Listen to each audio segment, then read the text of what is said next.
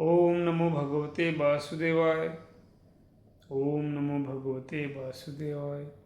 ओम नमो भगवते वासुदेवाय। हे कृष्ण करुणा सिंधु, हे कृष्ण करुणा सिंधु दीनबंधो जगतपते, गोपेश गोपिका कांत राधाकांत नमोस्तुते। तप्त कांचन गौरांगी राधा वृंदावनेश्वरी, वृषभानुसुते देवी प्रणमाम हरिप्रिय। वाक्शाकल्पतरुश्चभ्यः कृपा सिन्धुभ्यों च पतितानां पावनेभ्यो वैष्णवेभ्यो नमो नमः। श्रीकृष्ण चैतन्य प्रभु नित्यानंद, श्री अद्वैत गदाधर श्रीवासादि गौर भक्तवृंद। हरे कृष्ण कृष्ण कृष्ण हरे हरे, हरे राम राम राम हरे हरे। जय श्री कृष्ण मित्रों, आज मैं प्रयास करता हूं कि श्रीमद् भागवत गीता का जो 18 अध्याय है उसके बारे में थोड़ा सा संक्षिप्त रूप में जो श्री भक्ति वेदांत श्री श्रील प्रभुपाद जी ने जो अपने मुखारबिंदों से दुनिया में फैलाया है, दुनिया को गीता का हम नवीन पीढ़ी को जो ज्ञान दिया है उसको थोड़ा सा आगे बढ़ाएं। श्रीमद् भागवत गीता जिसमें 18 अध्याय हैं, उन 18 अध्यायों को अगर आप जान लेंगे तो शायद आपको श्रीमद् भागवत गीता पढ़ने की समझने की रुचि पैदा हो जाए। इस विषय पर एक संक्षिप्त जो है वार्ता आप लोगों से करना चाहता हूँ, और संक्षिप्त भाव से समय कम लगे और आप श्रीमद् भागवत गीता की पूरी पृष्ठभूमि को समझें कि श्रीमद् भागवत गीता से हमें क्या क्या ज्ञान मिल सकता है। वैसे तो श्रीमद् भागवत गीता दुनिया की एकमात्र ऐसी पुस्तक है जिससे आप हर समस्या का समाधान कर सकते हैं।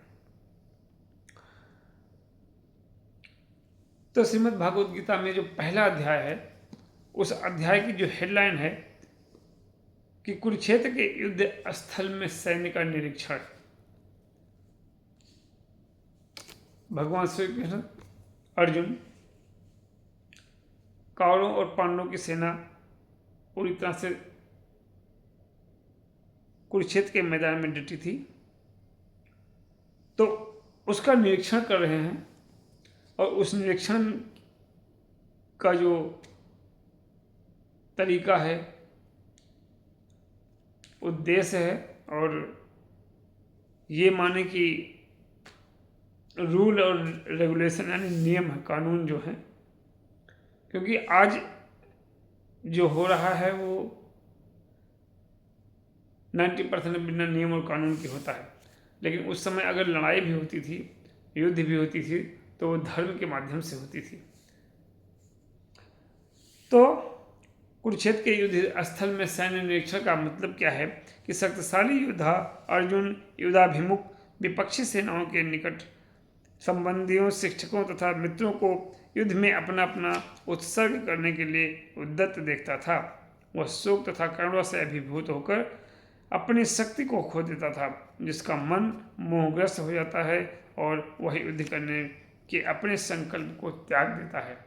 माने इसमें जो विषय है वो पहली हेडलाइंस में कि कुरुक्षेत्र के युद्ध स्थल में सैन्य निरीक्षण का जो मतलब है वो ये है कि लड़ाई होने के समय अर्जुन जो है इतना मोहग्रस्त हो जाते हैं कि वो कहते नहीं, सब हमारे हैं, अपने हैं, और मैं इनसे युद्ध लड़के क्या करूँगा, तो मुझे इन सबों से युद्ध नहीं लड़ना है। तो पहले हेडलाइंस में भगवान श्री कृष्ण अर्जुन को उपदेश देना चालू करते हैं कि भाई कौन क्या है और कैसे हैं और क्या करना है। अध्याय नंबर 2 आता है जिसमें है गीता का सार। अर्जुन शिष्य रूप में श्री कृष्ण की शरण ग्रहण करता है और श्री कृष्ण उसके नश्वर भौतिक शरीर तथा नित्य आत्मा के मूलभूत अंतर की व्याख्या करते हुए अपना उपदेश प्रारंभ करते हैं। भगवान उसे देहांतरण की प्रक्रिया, परमेश्वर की निष्काम सेवा तथा स्वरूप सिद्धि व्यक्ति के गुणों से अवगत कराते हैं। तो भगवान अर्जुन को बता रहे हैं कि आपको क्या करना चाहिए। अध्याय नंबर 2 में आपको मिलेगा। अब आता है अध्याय नंबर 3, जिसका नाम है कर्म योग। इस भौतिक जगत में हर व्यक्ति को किसी न किसी प्रकार के कर्म में प्रवृत्त होना पड़ता है, किंतु ये ही कर्म उसे इस जगत से बांधते हैं या मुक्त कराते हैं। निष्काम भाव से परमेश्वर की प्रसन्नता के लिए कर्म करने से मनुष्य कर्म के नियम से छूट जाता है और आत्मा तथा परमेश्वर विषयक दिव्य ज्ञान प्राप्त कर सकता है। अध्याय नंबर 4 में है दिव्य ज्ञान। दिव्य ज्ञान क्या होता है? आत्मा, ईश्वर तथा दोनों से संबंधित दिव्य ज्ञान शुद्ध करने तथा मोक्ष प्रदान करने वाला ऐसा है। ऐसा ज्ञान कर्मयोग का फल है। भगवान ने श्री गीता के प्राचीन इतिहास इस भौतिक जगत में बारंबार अपने अवतरण की महत्ता तथा गुरु के पास जाने की आवश्यकता का उपदेश दिया है। अध्याय नंबर 4 से जिसमें दिव्य ज्ञान है, उसमें भगवान बताते हैं कि भगवान की आवश्यकता क्या है और गुरु जो है गुरु की आवश्यकता जीवन में कैसे पड़ सकती है और कैसे उस समय आप गुरु के पास जाकर के और अपने ज्ञान की ज्योति जला सकते हैं। अध्याय नंबर 5 में है कर्मयोग, यानी कृष्ण भावना भावित कर्म, माने भगवान के सन्मुख होकर भगवान को मिल करके किस तरह से आपको कर्म को कर सकते हैं। अध्याय नंबर 6 में आ जाता है ध्यान योग। ध्यान माने मेडिटेशन। ये अष्टांग मन तथा इंद्रियों को नियंत्रित करता है और ध्यान को परमात्मा पर केंद्रित करता है। इस विधि की परिणति समाधि में होती है। देखिए, अब यहाँ योग, जो आज हम योग और आसन प्राणायाम ध्यान धारणा समाधि कर रहे हैं, उस बहुत पहले भगवान श्री कृष्ण ने अर्जुन को अध्याय नंबर 6 में पूरी प्रक्रिया बताई है कि ध्यान कैसे करना चाहिए। तो अगर आप स्वस्थ शरीर के लिए, अपने आप को स्वस्थ रखने के लिए और फिट रखने के लिए अगर आपको आवश्यकता है तो आपको गीता पढ़नी चाहिए।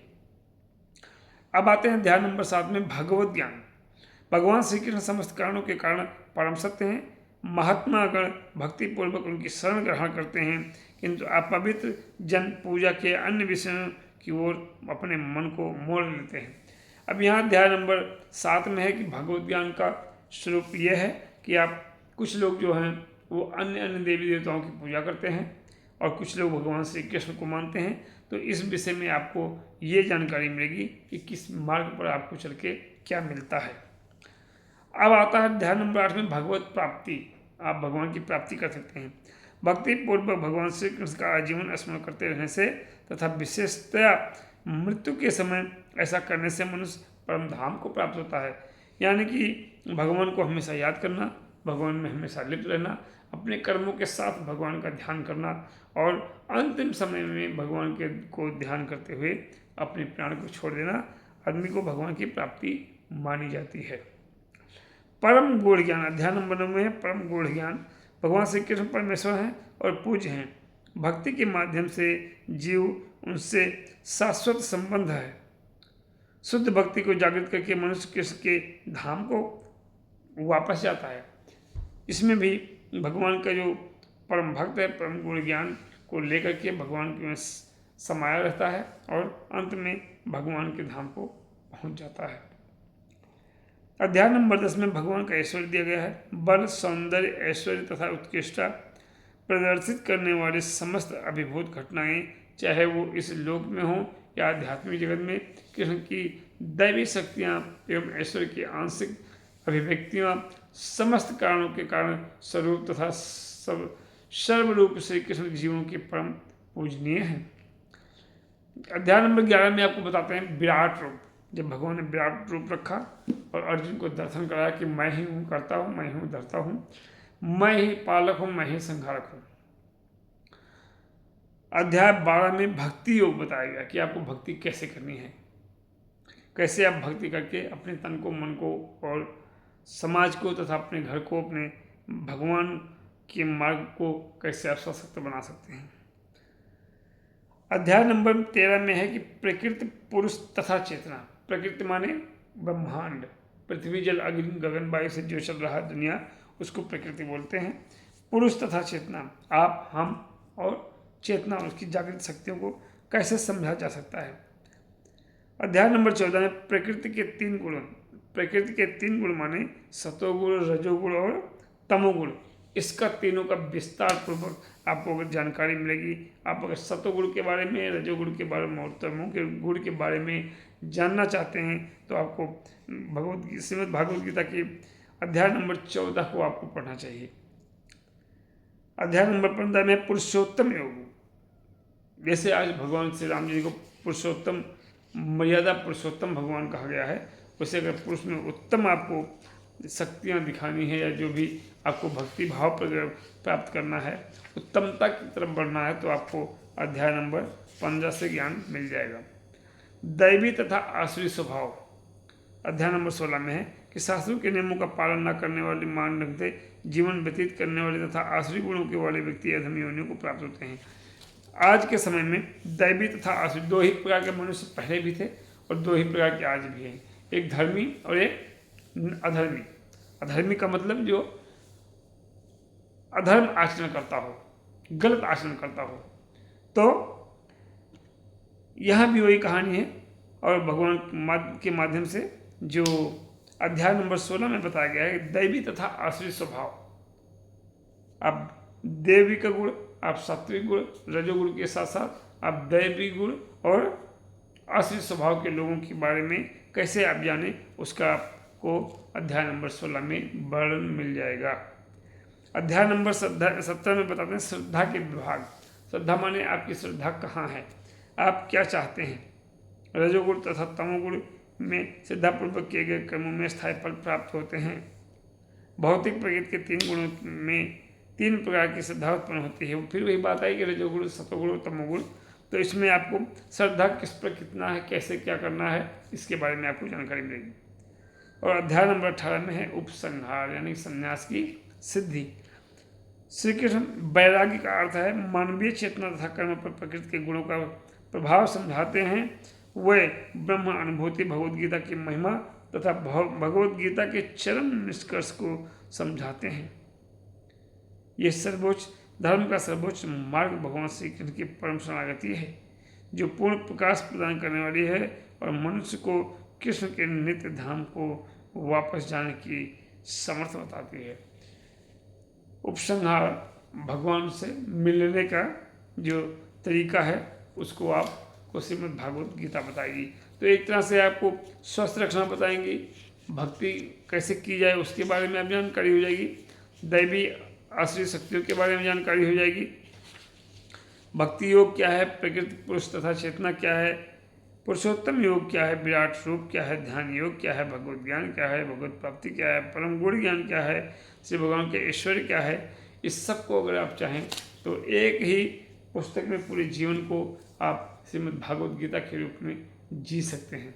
जय श्री कृष्ण।